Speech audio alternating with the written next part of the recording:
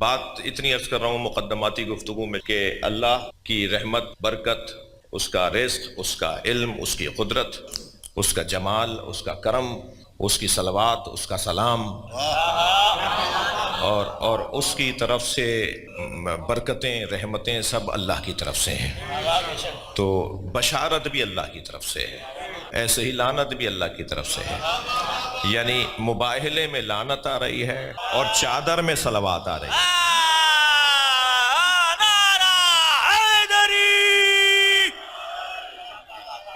یہ دونوں اللہ کی طرف سے آ رہی نا۔ کیا کہنے، صلوات پڑھ لیں محمد و آل اللہم صلی علی محمد و آل محمد۔ ایک اور صلوات نبی علیہ اللہ صلی علی محمد و آل محمد۔ میرے عزیز، میرے بھائی اشارہ کر رہے ہیں کہ یہ جملہ دوبارہ کہیے۔ میں نے بات تو یہ کہی تھی کہ میدان مباہلہ میں اہل بیت گئے تھے جھوٹوں پہ لعنت کرنے، اور آیت یہ کہہ رہی ہے کہ ہم مباہلہ کریں گے۔ فَقُلْ تَعَالُوا نَدْعُ أَبْنَاءَنَا وَأَبْنَاءَكُمْ وَنِسَاءَنَا وَنِسَاءَكُمْ وَأَنفُسَنَا وَأَنفُسَكُمْ ثُمَّ نَبْتَهِلْ فَنَجْعَلْ لَعْنَةَ اللَّهِ عَلَى الْكَاذِبِينَ۔ اور پھر ہم مباہلہ کریں گے اور اللہ کی لعنت جھوٹوں پر بھیجیں گے۔ تو لعنت کا تعلق جو ہے وہ اللہ سے، یعنی اللہ سے نسبت ہے اس بات میں کہ اللہ بھیجتا ہے لعنت۔ تو اچھا، اللہ کی لعنت ہے، بھیجیں گے یہ۔ سبحان اللہ، سبحان اللہ۔ قدرت اللہ کی ہے، دو انگلیوں سے باب خیبر اکھاڑ کے بتاتا ہے کہ ظاہر اس سے ہوگی۔ القدرت للہ۔ میرے مولا فرماتے ہیں ما قلعت باب خیبر بقوت جسمانیہ، میں نے باب خیبر کو قوت جسمانیہ سے نہیں اکھاڑا، بل قلعتها بقوت الرحمانیہ، میں نے اسے قوت رحمانیہ سے اکھاڑا ہے۔ تو قدرت اللہ کی ایسے ہی ہے۔ رزق کس کا ہے؟ رزق اللہ کا، مگر جو رزق اللہ کا ہے وہ آتا کس رستے سے ہے؟ میرے مولا سجاد فرماتے ہیں ان اللہ یقسم ارزاق العباد وعلی ایدینا یجریہا، اللہ نے اپنے بندوں کے رزقوں کو معین کیا ہے اور ہمارے ہاتھوں تقسیم کرواتا ہے۔ کیا کہنے، رزق اللہ کا ملتا ہمیں ان کے ذریعے سے ہے، برکت رحمت اللہ کی ملتی ان کے ذریعے سے ہے۔ یہ ساری چیزیں اللہ کی، ایسے ہی بشارت اللہ کی ملتی ان کے ذریعے سے ہے، لعنت اللہ کی آتی ان کے ذریعے سے ہے۔ میں جملہ بار بار کہہ کر آپ کو ایک جملے کی خاطر زحمت دے رہا ہوں، یہ رحمت اللہ کی، برکت اللہ کی، رزق اللہ کا، کرم اللہ کا، غفران اللہ کا، رضوان اللہ کا، لعنت اللہ کی، غضب اللہ کا، غضب اللہ کا، عذاب اللہ کا، لعنت اللہ کی، سب آتی ان کے ذریعے سے ہے۔ تو اسی کو تو وسیلہ کہتے ہیں۔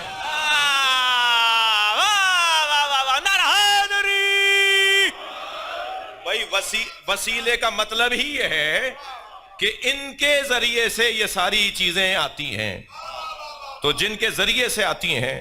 اچھا، اگر آپ کی سماعتیں میرے ساتھ یقیناً ہیں تو میں ایک جملہ اور ہدیہ کر رہا ہوں۔ جب اللہ کی ساری چیزیں ان کے ذریعے سے آتی ہیں تو ہماری حاجتیں ان کے بغیر کیسے جائیں گی؟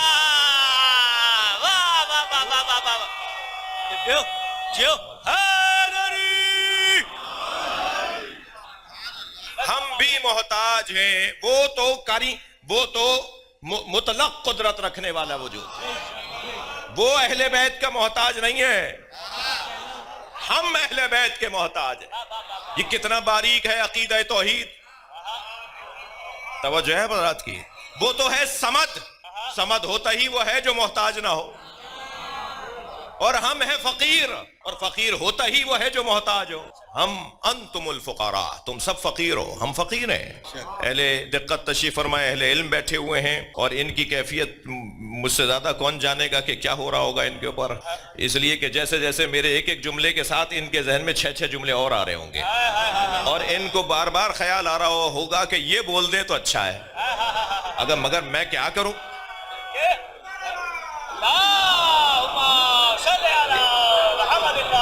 بھائی میں کیا کروں کہ میں ان سارے مجھ سے زیادہ ذہین اور مجھ سے زیادہ پڑھے لکھے لوگوں کے سارے پیغامات تو میں نہیں دے سکتا، اس لیے میں ان سے گزارش کروں گا کہ مجھے برداشت فرمائیں۔ توجہ چاہوں گا، مضمون بہت روشن ہے۔ ذالک الذی یبشر اللہ इबादहुल्लज़ीन आमनु व अमिलुस्सालिहात। ये वही अजीम बशारत है जो अल्लाह ने अपने नेक और साले बंदों को अता किए है।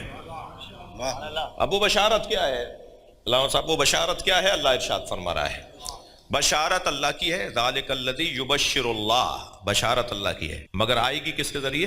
कुल, ए मुस्तफ़ा तुम कह दो, ए मेरे नबी तुम कह दो। तो बशारत अल्लाह की है, आएगी मुस्तफ़ा सरकार के जरिए। और बशारत ही नहीं बल्कि तौहीद भी अल्लाह की, बशारत ही नहीं बल्कि अक़ीदा तौहीद भी और अक़ीदा नबूवत भी, अक़ीदा इमामत भी, अदल इलाही भी, इमामत भी और क़यामत का अक़ीदा भी। भाई ला इलाहा इल्लल्लाह का जो अक़ीदा है वो तौहीद का अक़ीदा है। वमा अरसलनाका इल्ला काफ़तन लिन्नास, ये अक़ीदा नबूवत है। और ये जो आयत मैं पढ़ रहा हूँ ये अक़ीदा विलायत है। यानी अगर मैं यूं कह दूं कि यूं तो उसूल दीन 5 हैं, मगर इन 5 में 2 का ताल्लुक एक एक के साथ जुड़ा हुआ है। यानी तौहीद के साथ अदल जुड़ा हुआ है, तो असले अदल भी तौहीद है। और इमामत का ताल्लुक जुड़ा हुआ नबूवत के साथ, लिहाजा इमामत मुतिम्मे नबूवत है, उन्वान नबूवत का है, उसकी तशरीह को इमामत कहा जाता है, सुभान अल्लाह, उसकी तकमील को इमामत कहा जाता है, उसके इत्माम को और उसके हुस्न को इमामत कहा जाता है। ठीक है, तो इस एक एतबार से ये 3 अकीदे हुए, तौहीद, नबूवत और फिर क़यामत। और एक एतबार से सारे अकीदों की असल वह है तौहीद। भाई क़यामत की बात भी हम इसलिए कर रहे हैं कि किसी को वहदहु ला शरीक मानते हैं, किसी को हम अल्लाह मानते हैं जो क़यामत में जज़ा व सज़ा देगा। हम अगर इमामत का अकीदा रखते हैं तो इसलिए कि इमामत नबूवत की इत्माम और हुस्न है, तो उसका ताल्लुक भी तौहीद के साथ। अदल इलाही का अकीदा अगर है तो उसका ताल्लुक भी तौहीद के साथ। तो एक ज़ाविये से अगर देखें तो सारे अकीदों की असले उसूल जो है वो अकीदा तौहीद है। ऐसा ही है। तो ला इलाहा इल्लल्लाह का अकीदा यह अकीदा तौहीद, वमा अरसलनाका इल्ला काफ़तन लिन्नास ये अकीदा नबूवत, और कुल अब ये आयत ये अकीदा विलायत अहले बैत।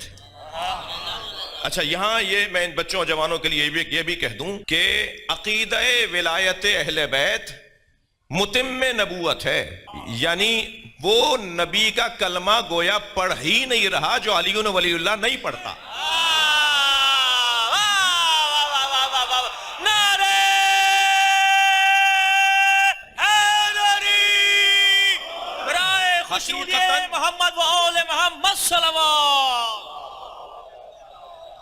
हकीकतन वो मोहम्मदुर रसूलुल्लाह नहीं पढ़ रहा, रूह मोहम्मदुर रसूलुल्लाह, जाने मोहम्मद रसूलुल्लाह वो है अलीउन वलीउल्लाह।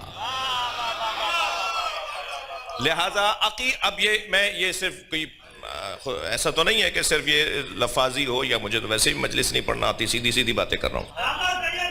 आप सबकी सलामती के लिए बुलंदतर सलावात पढ़ लें,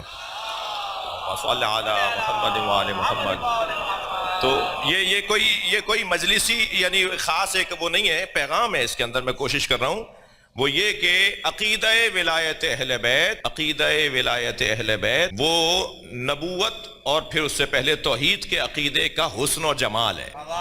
ये अगर नहीं होगा तो वो दोनों चीजें भी कबूल नहीं होंगी।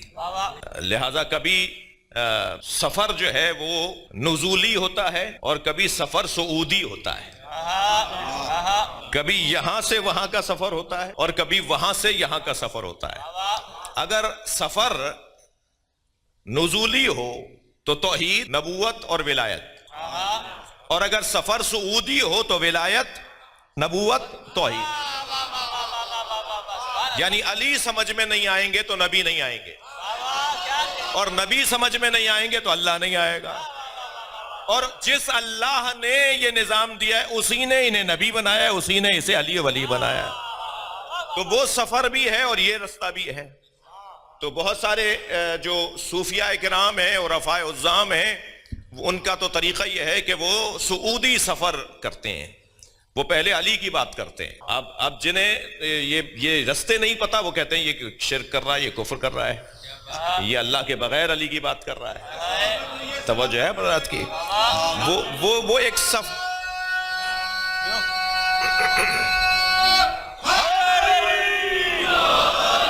تو یہ جو آیت ہے نا، یہ قل کیوں نبی سے کہلوایا؟ اصلی جو نقطہ تھا، اصلی بات جو تھی وہ یہ تھی میری، کہ یہ ہے کہ یہ نبی سے اللہ نے کیوں کہلوایا.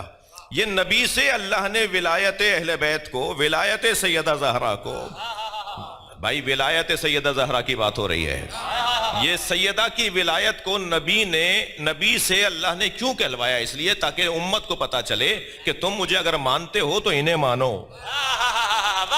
قل لا اسألکم علیہ اجرا الا المودۃ فی القربى. اے میرے نبی ان سے کہہ دو کہ مجھے رسالت کی اجرت کچھ نہیں چاہیے. یعنی جوڑ دیا نا محمد الرسول اللہ کے ساتھ، مجھے رسالت کی کوئی اجرت نہیں چاہیے. یعنی ہمارے ذہنوں کو متوجہ کیا کہ تم محمد الرسول اللہ پڑھتے ہو، مجھے رسول مانتے ہو نا، تو مجھے اگر رسول مانتے ہو تو پھر یہ بھی ماننا پڑے گا. مجھے نہیں چاہیے الا المودۃ فی القربى، مگر ہاں اب اللہ کہہ کر کچھ نہیں چاہیے. بہت کچھ دینا چاہ رہے تھے نا تم، تو سب کچھ لا کے رکھ رہے تھے کہ یہ لے لو، وہ لے لو، یہ لے لو. کیوں اتنی زحمتیں اٹھا رہے ہو؟ کیوں اتنا خرچہ کرنا چاہ رہے ہو؟ مجھے کچھ نہیں چاہیے، مجھے تو بس ایک چیز چاہیے، میرے اہل بیت کے ساتھ تمہارا تعلق اچھا ہو. لا اسألکم علیہ اجرا الا المودۃ فی القربى. قربہ، اب یہاں پر اہل علم تشریف فرما ہے، قربہ سے مراد پورا قریب خاندان، اس میں جنس ہے، پورا قریب کا خاندان، پورا خاندان قریب رہنے والے، یا وہ مؤنث کا مفرد کا صیغہ ہے. ایک بی بی جو قریب ترین ہے نبی کے ساتھ، قربہ فولا کبرا عظما کے وزن پر، ایک خاتون جو نبی سے قریب تر ہے. اب اس میں تو مسئلہ کھڑا ہو جائے گا. مسئلہ یہ کھڑا ہوگا کہ جو جس بی بی کو چاہتا ہے وہ کہے گا کہ وہ قریب ہے. یعنی اب یہ امت پہ چھوڑ دیا گیا ہے کیا؟ یعنی اگر یہ امت پہ چھوڑ دیا کہ جو نبی سے قریب خاتون ہو اس سے محبت اور مودت، اس سے تعلق اور اس سے عقیدت تمہارا ہونا چاہیے، تو یہ کیا امت طے کرے گی؟ بھائی امت نے نہ طے کر کے اللہ مانا، نہ امت نے طے کر کے رسول مانا، نہ امت نے طے کر کے امام مانا، نہ امت نے طے کر کے خلیفہ مانا. کہاں مانا بھائی؟ کس نے مانا؟ یہ بحث ہی عجیب ہو جائے گی اگر میں یہاں اس کے اوپر کچھ دیر رک جاؤں. وقت کی تنگی اور اپنے مضمون سے دوری کا خوف ہے جی. کہاں مانا؟ کس نے مانا؟ خلیفہ کس نے مانا؟ یہ جو مجمع جمع ہو کر آیا تھا، جنہیں خلیفہ بنایا گیا انہیں امت نے تو نہیں بنایا، اور جسے امت نے بنایا اسے تم نے مانا نہیں. اہل دقت بیٹھے ہوئے ہیں، سیاسی لوگ بھی تشریف فرمائے ہیں. میں بہت سارے عقائد میرے نہیں ہیں، مگر معاشرے میں رائج اصطلاحیں ہیں، تو میں رائج اصطلاحوں کا بول دینا ضروری نہیں ہے کہ میں بھی اس کا سے متفق ہوں. مسلمانوں کا پہلا اللہ کی طرف سے تو منتخب تھے مولا علی، یعنی غدیر کے اعلان سے پہلے بھی علی ہیں. مولا علی تو اس وقت بھی علی ہیں کہ جب آدم علیہ السلام آب و گل کی درمیانی کیفیت. ہاں یہ صرف یہ نبی کے لیے نہیں ہے حدیث، خود نبی نے فرمایا کہ میں اس وقت بھی نبی تھا جب آدم آب و گل کی درمیانی کیفیت میں تھے، اور علی اس وقت بھی ولی تھا جب آدم آب و گل کی درمیانی کیفیت میں تھے. تو مولا علی کی ولایت کی گفتگو اور بحث تو بہت پرانی ہے. یہ بحث ہی میں نہیں کر رہا کہ غدیر میں مولا علی کو ولی بنایا گیا تھا. غدیر میں عزیزان گرامی مولا علی پھر سقیفے میں چھینا کیا گیا؟ جو غدیر میں دیا گیا وہ سقیفے میں چھینا گیا. اس کا مطلب ہے کہ کوئی چیز چھیننے والی تھی، ورنہ کوئی علم علی سے چھین سکتا ہے؟ شجاعت کوئی چھین سکتا ہے؟ سخاوت علی کا کوئی چھین سکتا ہے؟ علی کے ذاتی کمالات کوئی چھین سکتا ہے؟ اور نہ ہی غدیر میں وہ علم دیا گیا تھا. علی بن ابی طالب تو جب نبی کی گود میں آ رہے ہیں تو پہلا جملہ یہ فرما رہے ہیں قرآن سناؤں. اصول اور مولا علی تو مولا علی. امام حسین علیہ السلام ان کے لیے امام حسن فرماتے ہیں کانا یقرأ الوحی قبل ان ینطق. میرے بھائی حسین نے قرآن نازل ہونے سے پہلے قرآن پڑھ لیا تھا. نعرہ حیدری.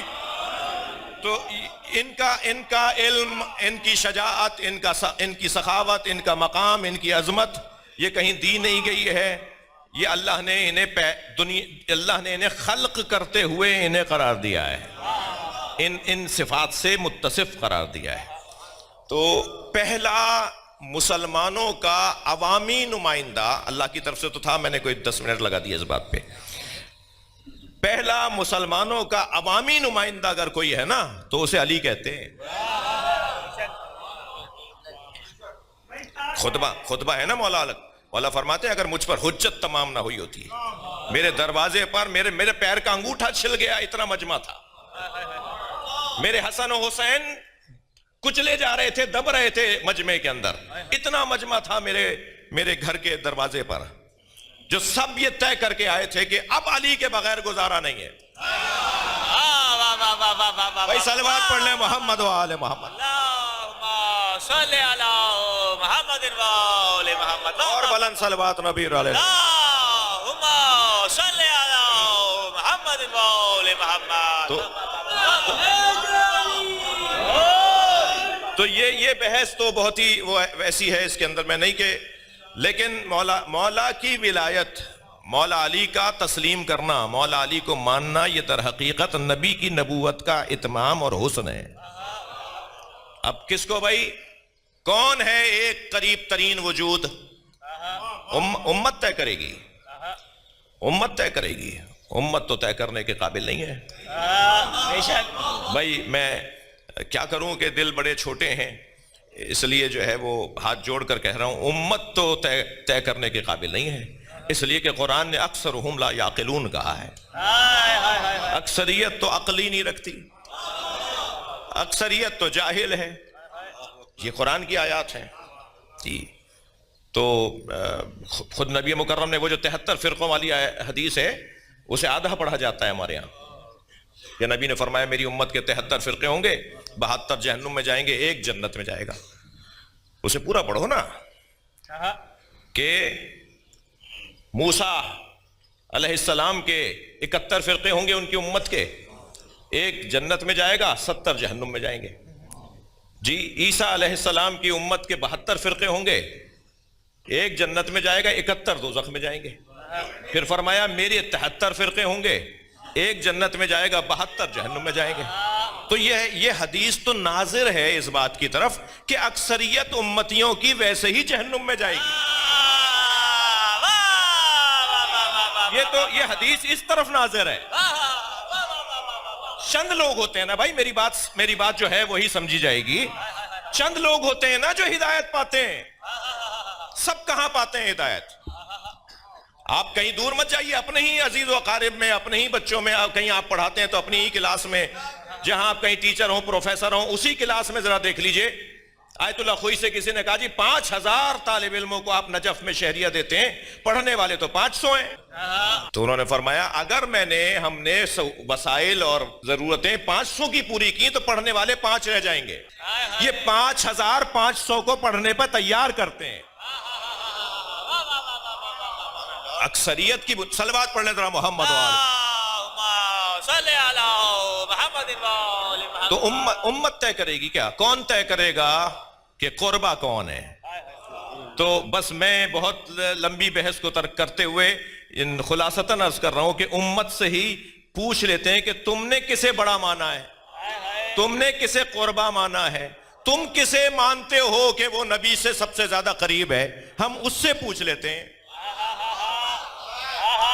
بھائی امت کے اگر اکثر لوگ کسی بی بی کو کہتے ہیں یہ نبی کے قریب ترین تھی، تو ہم اس بی بی سے پوچھ لیتے ہیں کہ آپ بتائیے کہ کون قریب تھا.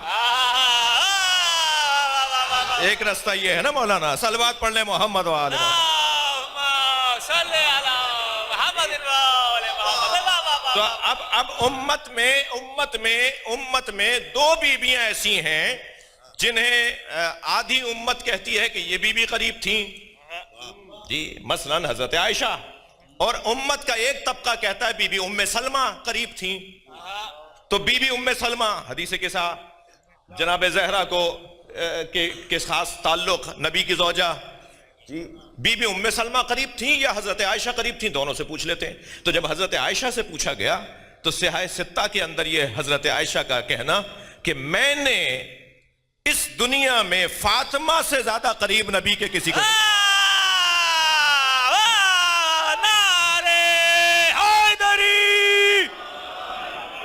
اور دوسری ہے بی بی ام سلمہ.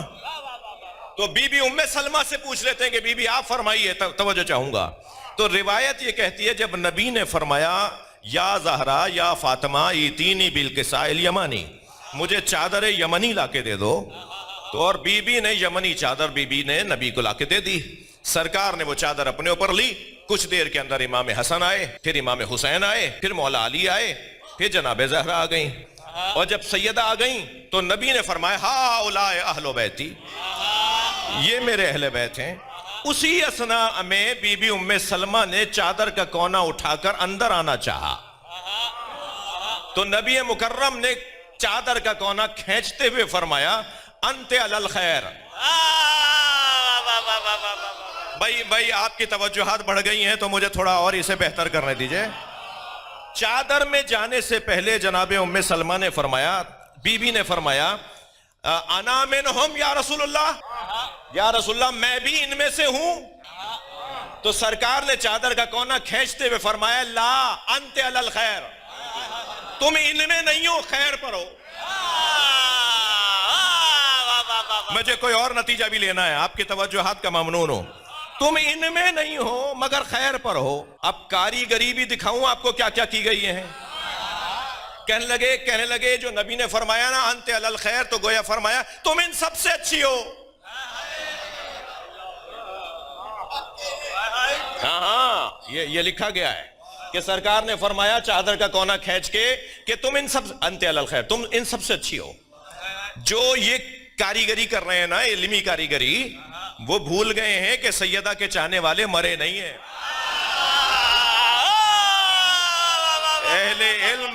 اہل علم میں جواب دینے والے موجود ہیں.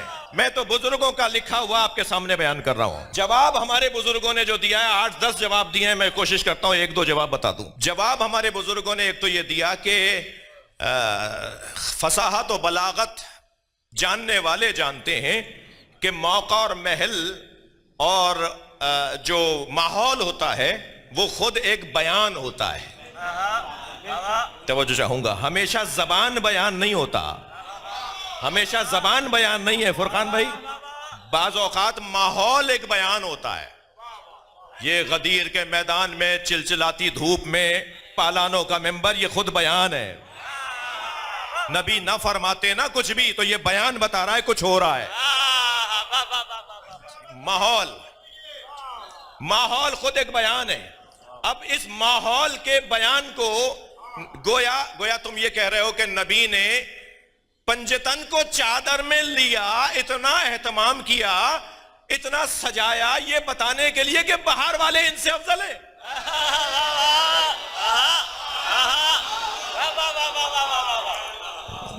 یہ بیان کے خلاف ہے, یہ ماحول کے خلاف ہے.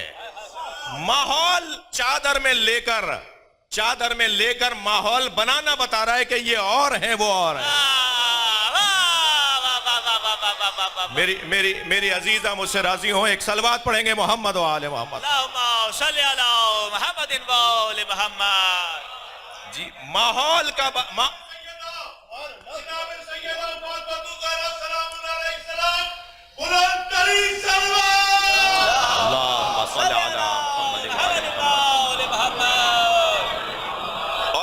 اور پھر نبی نے چادر میں لے کر فرمایا ہا اولائے اہل بیتی. یعنی یہ بیان کے علاوہ, یعنی بیان حال کے علاوہ بیان قال بھی ہے, الفاظ بھی ہیں. ہا اولائے اہل بیتی, چادر میں اشارہ فرمایا یہ میرے اہل بیت ہیں. دوسرا جواب بھی سن لیجئے. جو یہ کہہ رہے ہیں نا کہ نبی نے چادر میں لے کر بی بی ام سلمہ سے فرمایا کہ تم خیر پر ہو, بلکہ مولانا باز نے تو یہاں تک لکھ دیا کہ انت علی الخیر نہیں, انت علی الخیر نہیں, انت علی کل خیر, ہر طرح کا خیر تمہارے پاس ہے. میں انہیں جواب دے رہا ہوں جو تم یہ سجانے کی کوشش کر رہے ہو کہ باہر رہنے والے ان سے افضل ہیں، بھول گئے ہو ان میں نبی بھی ہیں۔ نعرہ حیدری، صلوات پڑھ لیں محمد و آل محمد۔ اللہم صلی علی محمد و آل محمد۔ جیو